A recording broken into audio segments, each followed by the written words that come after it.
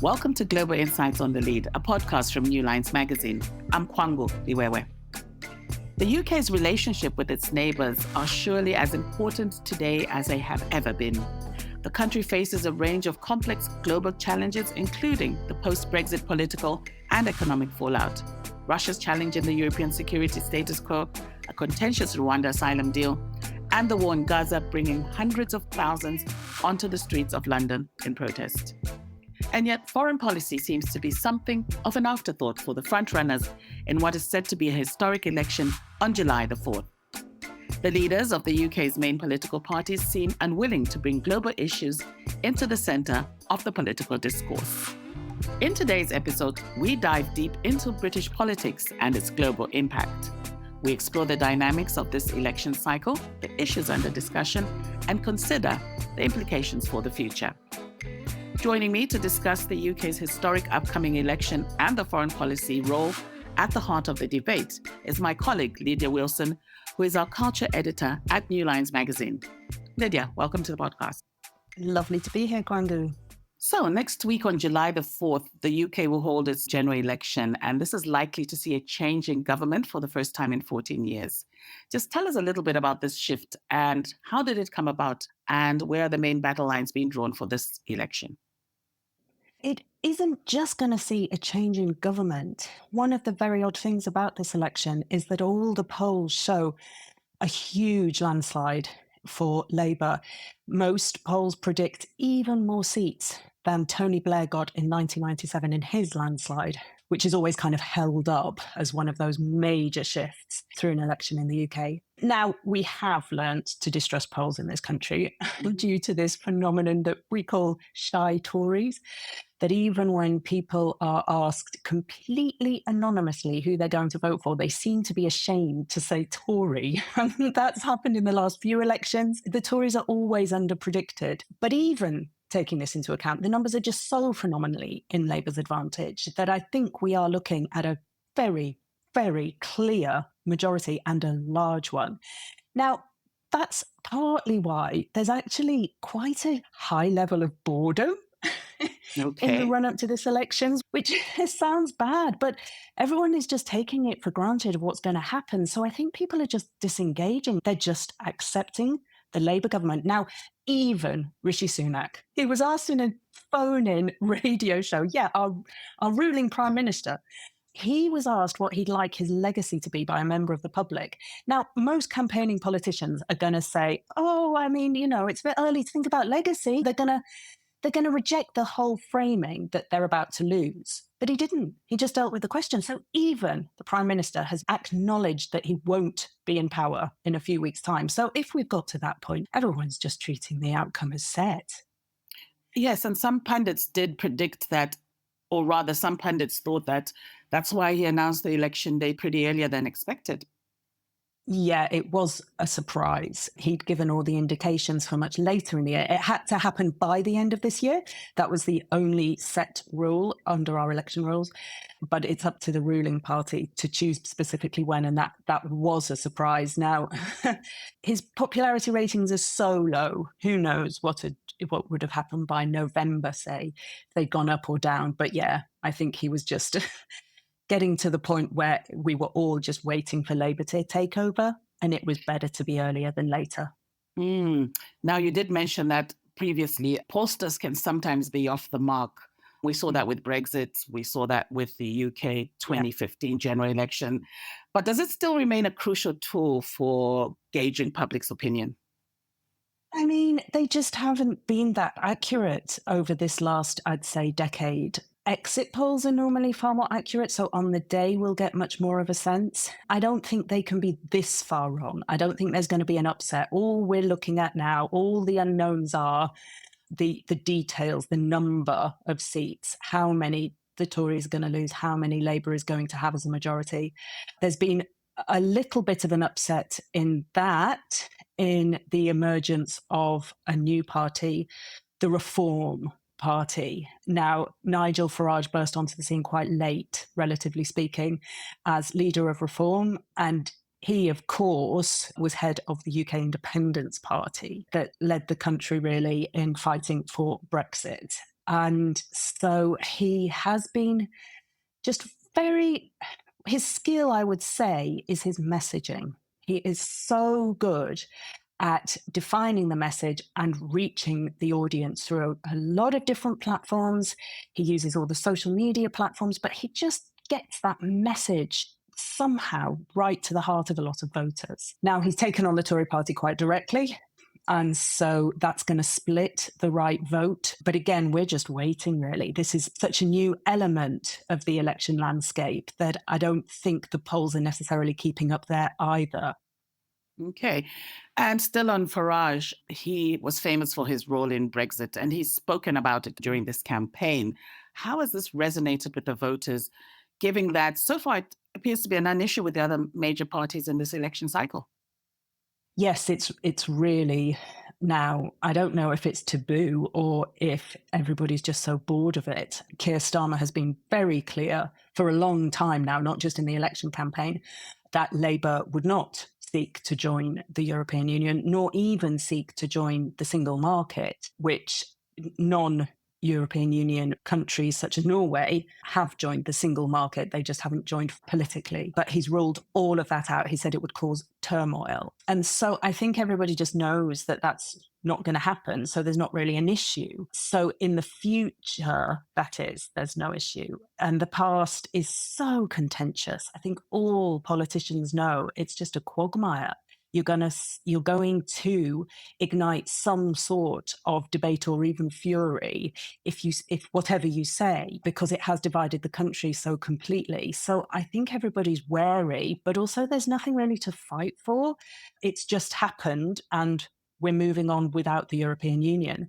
So I think Farage, of course, is proud of his role. He thinks that's one of his selling points, one of the reasons he is the figure he is in this country.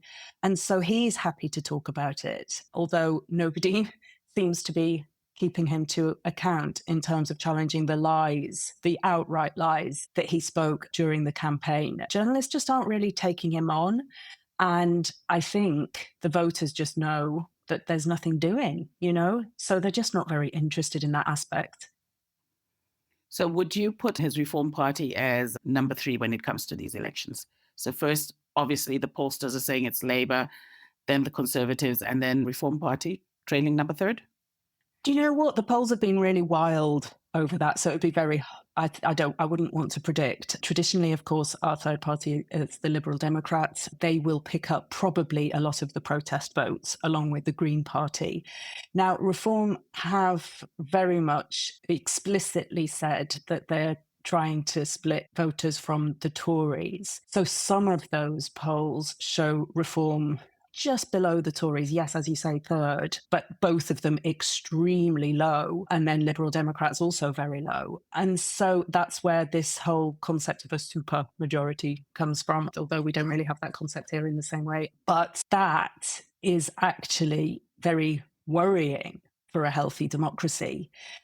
Because, of course, especially in a country like this, you just have to look at the scenes from our parliament. We still have a rectangular chamber where the two main parties line up on either sides. And quite honestly, they just shout at each other. That's what debating kind of is in this country.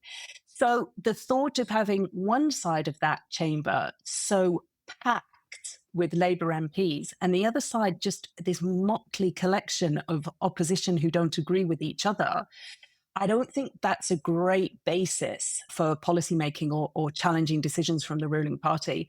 But, there are other polls that say Reform might pick up a lot of votes, but because we have the first past the post system, we don't have proportional representation here. They're actually not going to get very many seats. We've seen that in a few elections. UKIP, that Farage ran before, got a huge amount of votes in previous elections and no seats at all because they're being used as protest votes in very safe seats. So it's really difficult to predict whether they're going to get any power at all.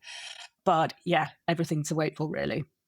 Okay, let's move on to another leading issue in the run-up to elections, which has been immigration. There's been a significant increase in asylum seekers crossing the English Channel in small boats. And the current Prime Minister Rishi Sunak, has made stopping the boats one of his top priorities. But one of his controversial policies is the Rwanda plan, in which he plans to send asylum seekers to Rwanda for processing. And this plan met so many legal challenges. Now, how did this plan, which at one time, I remember the debate about this plan, was threatening the Tories with a potential electoral loss, how has this impacted voter sentiment in the country? So it has been another very polarizing debate. It's not just legal challenges, there have been ethical challenges, but also the sheer cost of it has come to light. So even people who might not really think twice about sending people to Rwanda, they just don't see the point if it's going to be that expensive when there are other ways of dealing with immigration. And so it hasn't been popular. It just squeaked through very, very recently. And of course, now Parliament's been dissolved, so nothing else is going to happen. And Keir Starmer has been extremely explicit that he's going to cancel that policy straight away. One of the first things he'll do. I think immigration in general is still a preoccupation. It was a major talking point during the Brexit referendum campaigns. And I think there is still a concern amongst a lot of the electorate, but there is still a huge amount of diversity about how we should be dealing with these concerns. Now, Keir Starmer, always keen to play very central, he is taking some of the more right-wing Tory points on board, and he is saying it's going to be a priority for Labour, and he is going to reduce the numbers. That's one pledge he's made. Yes, he'll cancel Rwanda on various grounds, ethical as well as legal. But he is still pledging to bring immigration down. He's not using the very polarizing phrase "stop the boats," which is an odd one that the Tories latched onto, but very effective. People repeat that phrase a lot. It's odd just because the numbers coming in by boats compared to all the other numbers of people coming in to the UK isn't that high. So if you stop the boats, it's not really addressing any sort of immigration issues. Yes. Yes, so you have mentioned ethical and legal challenges with this Rwanda plan, but did it have any impact on the Conservative Party's internal dynamics?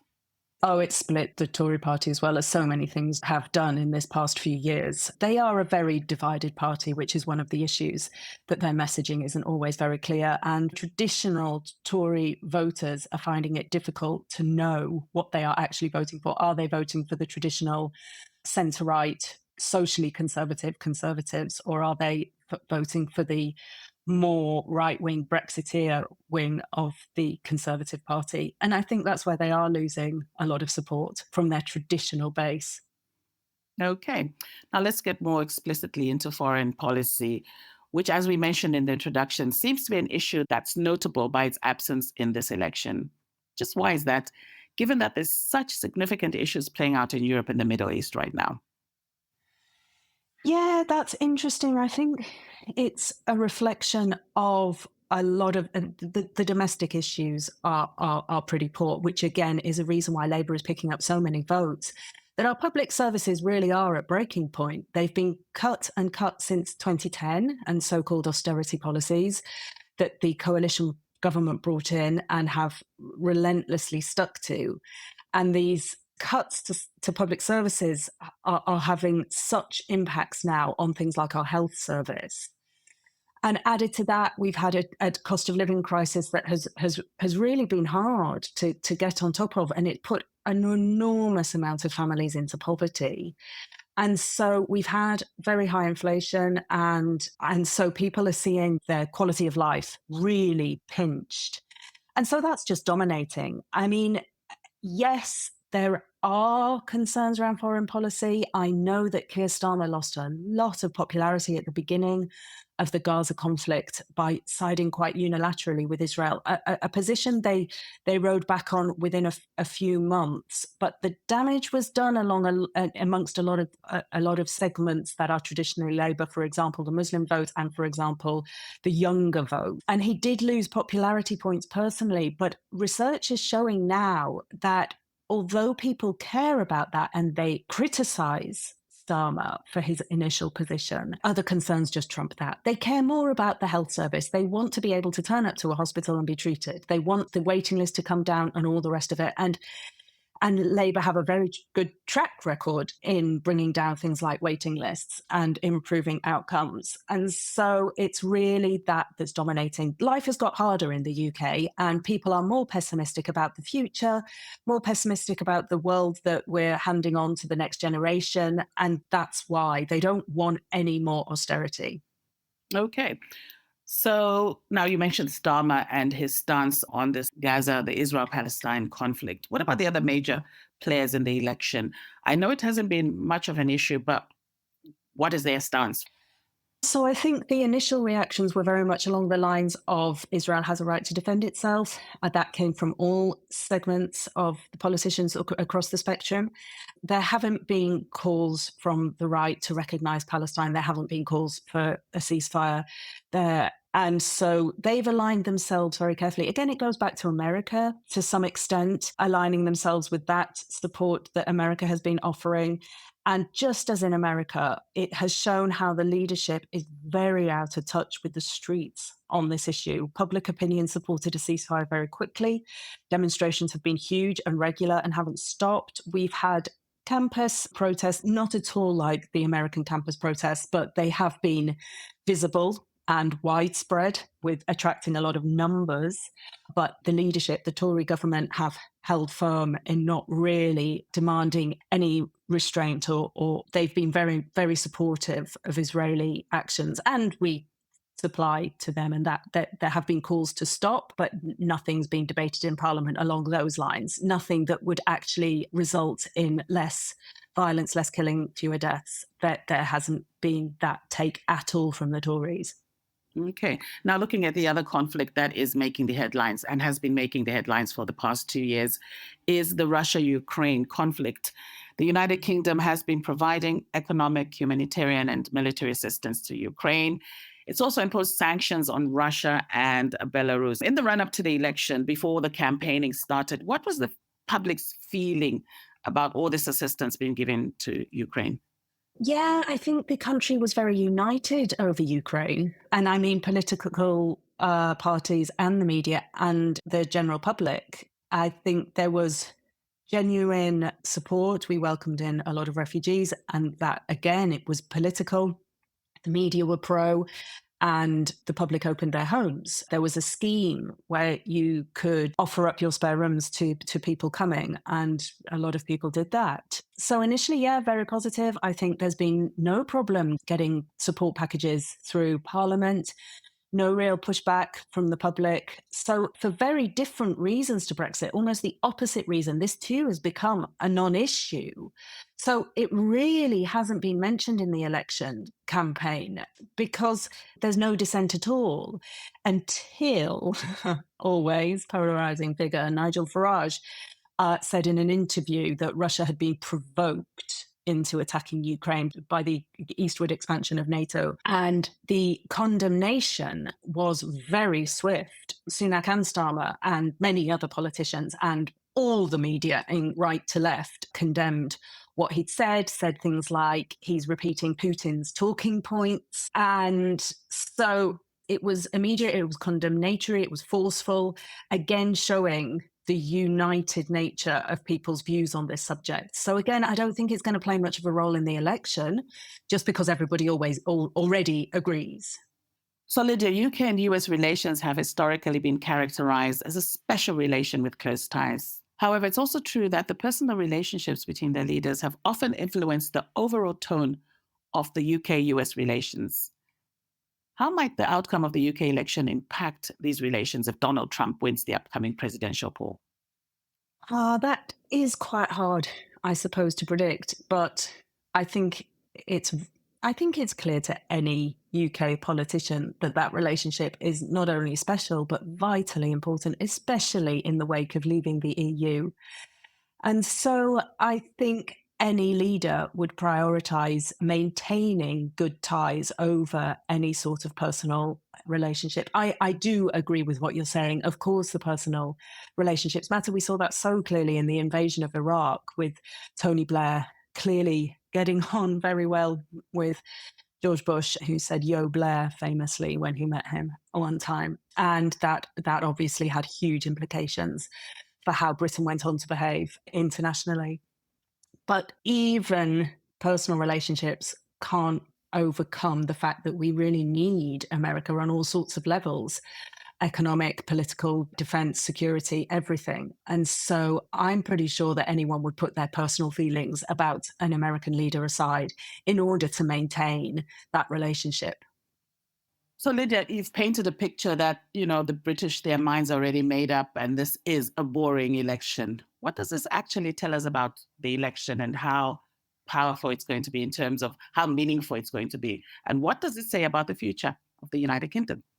Yeah, that's interesting. I mean, I'm very interested to see what the turnout is going to be. I'm not sure if this disengagement, this sense of boredom, there is a real sense of, oh, let's get this over. I'm not sure if that's going to just keep people away from the polls, because that would be really bad for democracy. And it would be a stick to hold over any ruling party. Oh, well, not that many people voted for you anyway. But I don't know. I don't know if people will take the opportunity to express their dissatisfaction. People are so unhappy with the state of the country right now that actually there might be quite a high turnout. And as for the future, part of the boredom here is that Keir Starmer has been relentlessly central and anodyne. He's being called bland, he's being called boring, but also the flip side of that is very stable. And he's wanting to sell himself as the competent pair of hands that isn't going to cause the chaos that we've seen from the Tories over this last few years. And that seems to be resonating somewhat with voters. I don't know how it would resonate if he was up against a figure like Boris Johnson, who sort of charmed the electorate more by his jokes and his flippancy and that kind of take. I don't know if Keir Starmer would be suffering more. But the fact of the matter is that he's keeping very quiet on so many issues that the interesting thing is going to happen after July the 4th. The interesting things are going to be, actually, where is Keir Starmer taking us? Yes, we have general ideas that he's more left-wing than the Tories, but he's not that much more left-wing than the Tories. And the other massive question is, how are the Tories going to put themselves together after such a historic defeat, and with the emergence of the Reform Party as a major force in British politics? So I think the election itself, everyone's bored, but July is going to be much more interesting for the future of this country. Lydia, thank you very much for your insight. Thank you for having me. You've been listening to Global Insights on the Lead. This week's episode was produced by Finbar Anderson and hosted by me, Kwangu Liwewe. For a deeper understanding of global news and current affairs, subscribe to The Lead on your favorite podcast app, where you'll find Global Insights the last Friday of every month. If you enjoyed this week's episode, please rate us and leave a review. It really helps us to grow our audience. Bye for now.